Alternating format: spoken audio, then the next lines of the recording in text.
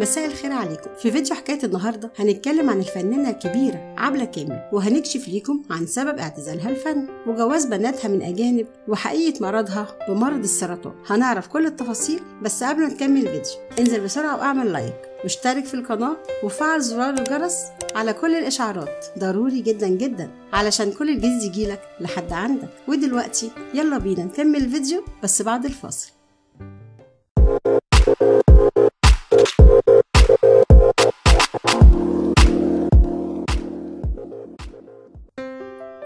كشف الفنان أحمد كمال عن أسباب اعتزال زوجته السابقة الفنانة الكبيرة عبلة كامل، وقال كمال في حوار ليه ببرنامج الستات اللي بتقدمه الإعلامية مفيدة شيحة والإعلامية سهير جودة على قناة النهار، قال إن الفنان من الممكن إنه يعتزل بسبب اكتفائه باللي قدمه أو اعتراضه على أوضاع الوسط نفسه أو حاجات تانية كتير. وقال بالنسبة لعبلة إن الحياة دلوقتي والإيقاع المجهد بقى غير مناسب ليها، وممكن بعد شوية لما تلاقي نفسها متحمسة إن هي ترجع تاني تشتغل. وقال كمان إن بناته من الفنانة عبلة كامل متجوزين من أجانب، وإن ده تم من غير حفل زفاف. وقال أنا وعبلة ما تدخلناش في جواز البنات، هما اللي اختاروا. زينب اتجوزت شخص إنجليزي وفاطمة اتجوزت من شخص بولندي.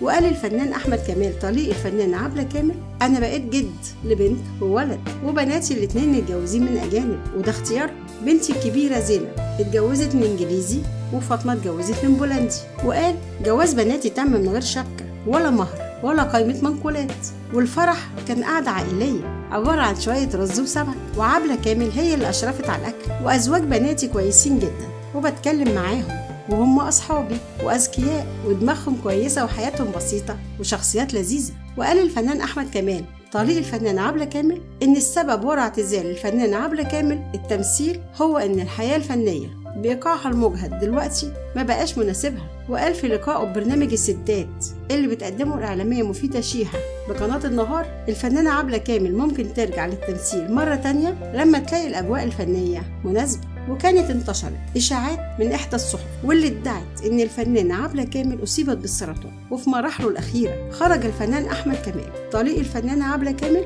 ونفى الكلام ده اللي تداولته بعض المواقع حول إصابة النجمة الكبيرة بمرض السرطان. وكتب كمال على حسابه على الفيسبوك الفنانة عبلة كامل بصحة جيدة وما تردد عن حالتها الصحية اليوم كذب وخداع ورغبة في تحقيق مكاسب رخيصة على حساب فنانة كبيرة. فيديو حكاية النهاردة خلص. لو عجبك الفيديو اعمل لايك واشترك في القناة لو أول مرة بتشوفني علشان يوصلك كل جديد على قناة حكايات النجوم.